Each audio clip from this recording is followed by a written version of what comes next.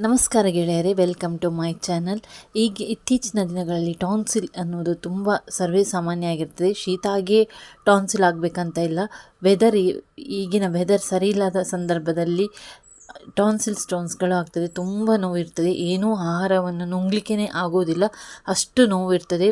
ಏನೋ ತಿಂದರೂ ಸರಿಯಾಗಿ ಅದು ಅಗಿಲಿಕ್ಕೆ ಆಗದೆ ಗಂಟಲಿನಲ್ಲಿ ನೋವು ಸ್ಟಾರ್ಟ್ ಆಗ್ತದೆ.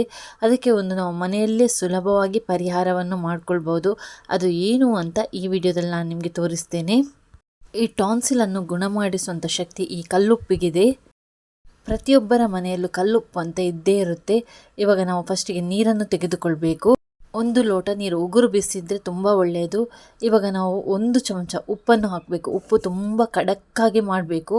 ಉಪ್ಪು ಸ್ವಲ್ಪ ಹಾಕಿ ಮಾಡುವುದಲ್ಲ. ಈ ಕಲ್ಲುಪ್ಪನ್ನು ಸರಿಯಾಗಿ ನೀರಿಗೆ ಖಡಕ್ಕಾಗಿ ಮಾಡಬೇಕು. ಅಷ್ಟು ನಮಗೆ ಅದು ಉಪ್ಪಾಗಿರಬೇಕು. ಇವಾಗ 1 ಸ್ಪೂನ್ನ ಸಹಾಯದಿಂದ ಸರಿಯಾಗಿ ಅದನ್ನು ತಿರುಗಿಕೊಳ್ಬೇಕು.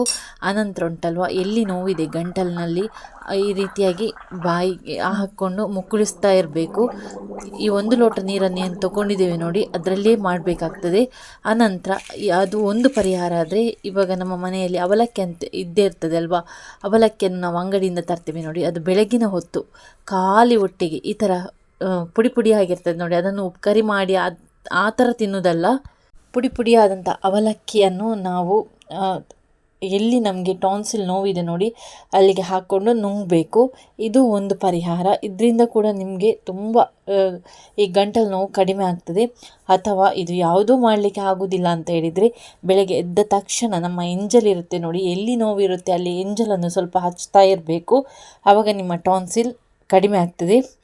ತುಂಬ ಸುಲಭವಾದ ವಿಧಾನದಲ್ಲಿ ಟಾನ್ಸಿಲನ್ನು ಗುಣಪಡಿಸ್ಬೋದು. ತುಂಬ ಜನರಿಗೆ ಟಾನ್ಸಿಲ್ನ ಸಮಸ್ಯೆ ಇದ್ದಾಗ ಈ ಥರ ಮಾಡಿ ನೋಡಿ. ಇನ್ನೂ ನಿಮಗೆ ಜಾಸ್ತಿ ಆಯಿತು ಅಂತ ಹೇಳಿದರೆ ಖಂಡಿತವಾಗಿ ಡಾಕ್ಟ್ರನ್ನು ಸಂಪರ್ಕಿಸಿ. ಮತ್ತು ಕೆಲವರಿಗೆ ಶೀತ ಆದ ನಂತರ ಗಂಟಲು ನೋವು ಕಡಿಮೆ ಆಗ್ತದೆ. ಇನ್ನು ಕೆಲವರಿಗೆ ಹಾಗೆ ಇರ್ತದೆ. ಇನ್ನೂ ಜಾಸ್ತಿ ಆದರೆ ಅದನ್ನು ಆಪ್ರೇಷನ್ ಮಾಡಬೇಕು, ಅದೆಲ್ಲ ಪ್ರೊಸೀಜರ್ ಇರ್ತದೆ. ಅದಕ್ಕೆ ಸ್ಟಾರ್ಟಿಂಗ್ ಸ್ಟೇಜಲ್ಲೇ ಇಂಥ ಸುಲಭ ಪರಿಹಾರವನ್ನು ಮಾಡಿಕೊಳ್ಳಿ. ಇದರಿಂದ ಸಹ ನಿಮಗೆ ಕಡಿಮೆ ಆಗಲಿಲ್ಲ ಅಂತ ಹೇಳಿದರೆ ಖಂಡಿತವಾಗಿ ಡಾಕ್ಟ್ರನ್ನು ಕನ್ಸಲ್ಟ್ ಮಾಡಿ. ಇತ್ತೀಚಿನ ದಿನಗಳಲ್ಲಿ ಈ ಟಾನ್ಸಿಲ್ ಸಮಸ್ಯೆ ಒಂದು ಬಹುದೊಡ್ಡ ಸಮಸ್ಯೆ. ಕೆಲವರಿಗೂ ಎಷ್ಟು ದಿನ ಆದರೂ ಕೂಡ ಈ ಟಾನ್ಸಿಲ್ ಸಮಸ್ಯೆ ಕಡಿಮೆನೇ ಆಗೋದಿಲ್ಲ. ಕೆಲವರು ಎಷ್ಟೇ ಡಾಕ್ಟ್ರ್ ಹತ್ರ ತೋರಿಸಿದರೂ ಕೂಡ ಟಾನ್ಸಿಲ್ನ ತೊಂದರೆ ಕಡಿಮೆನೇ ಆಗಿರೋದಿಲ್ಲ. ಅದು ಒಂದು ಹವಾಮಾನದ ವೈಪರೀತ್ಯವೂ ಕಾರಣ ಆಗಿರ್ಬೋದು. ನೀವು ನೋಡಿರ್ಬೋದು, ಸಾಮಾನ್ಯವಾಗಿ ಇವಾಗ ಮಧ್ಯಾಹ್ನ ನಂತರ ತುಂಬ ಬಿಸಿಲಿರುತ್ತೆ, ಬೆಳಗ್ಗೆ ಸ್ವಲ್ಪ ಚಳಿ ಇರುತ್ತೆ. ಈ ಥರವೆಲ್ಲ ವೆದರ್ ಕಂಡೀಷನ್ ಆದಾಗ ಅದು ನಮ್ಮ ದೇಹದ ಮೇಲೆ ತುಂಬ ಪ್ರಭಾವವನ್ನು ಬೀರುತ್ತೆ.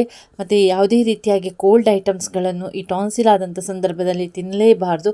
ಒಂದು ವೇಳೆ ನೀವು ತಿಂದರೆ ಕೂಡ ಉಂಟಲ್ವ, ರಾತ್ರಿ ಮಲಗೋ ಹೊತ್ತಲ್ಲಿ ಊಟ ಎಲ್ಲ ಬ್ರಷ್ ಎಲ್ಲ ಮಾಡಿದ ನಂತರ ಮಲಗೋ ಹೊತ್ತಲ್ಲಿ 1 ಲೋಟ ಬಿಸಿ ನೀರಿಗೆ, ನಮಗೆ ಎಷ್ಟು ಬಿಸಿ ನೀರು ಕುಡಿಲಿಕ್ಕೆ ಆಗ್ತದೆ ನೋಡಿ ಅಷ್ಟು ಬಿಸಿ ನೀರನ್ನು ತೆಗೆದುಕೊಂಡು ಅದಕ್ಕೆ 1 ಚಮಚ ಉಪ್ಪನ್ನು ಹಾಕಿ ಖಡಕ್ಕಾಗಿ ಮಾಡಬೇಕು. ಆನಂತರ ಅದರಲ್ಲಿ ನಾವು ಬಾಯಿಗೆ ಹಾಕ್ಕೊಂಡು ಮುಕ್ಕಳಿಸ್ತಾ ಬಂದರೆ ಉಂಟಲ್ವ, ಖಂಡಿತವಾಗಿ ಈ ಟಾನ್ಸಿಲ್ನ ಸಮಸ್ಯೆಯನ್ನು ನಾವು ನಿವಾರಿಸ್ಬೋದು. ವೀಕ್ಷಕರೇ, ನಿಮಗೆ ಈ ವಿಡಿಯೋ ಇಷ್ಟ ಆಗಿದೆ ಅಂತ ಅಂದ್ಕೊಳ್ತೇನೆ. ಇಷ್ಟ ಆದರೆ ಚಾನಲನ್ನು ಸಬ್ಸ್ಕ್ರೈಬ್ ಮಾಡದೆ ನೋಡ್ತಿದ್ದೀರಾ ಆದರೆ ದಯವಿಟ್ಟು ಸಬ್ಸ್ಕ್ರೈಬ್ ಮಾಡಿಕೊಂಡು ವಿಡಿಯೋ ನೋಡಿ. ಮತ್ತೆ ಸಹ ಕೂಡ ಇಷ್ಟ ಆದರೆ ಲೈಕ್ ಮಾಡಿ. ಮತ್ತು ಹೆಚ್ಚಿನ ಜನರಿಗೆ ಶೇರ್ ಮಾಡೋದನ್ನು ಮಾತ್ರ ಮರಿಬೇಡಿ. ಮತ್ತೊಂದು ಹೊಸದಾದಂಥ ಹೆಲ್ತ್ ಟಿಪ್ಸ್ನೊಂದಿಗೆ ನಿಮ್ಮನ್ನು ಭೇಟಿ ಆಗ್ತೀನಿ. Thanks for watching.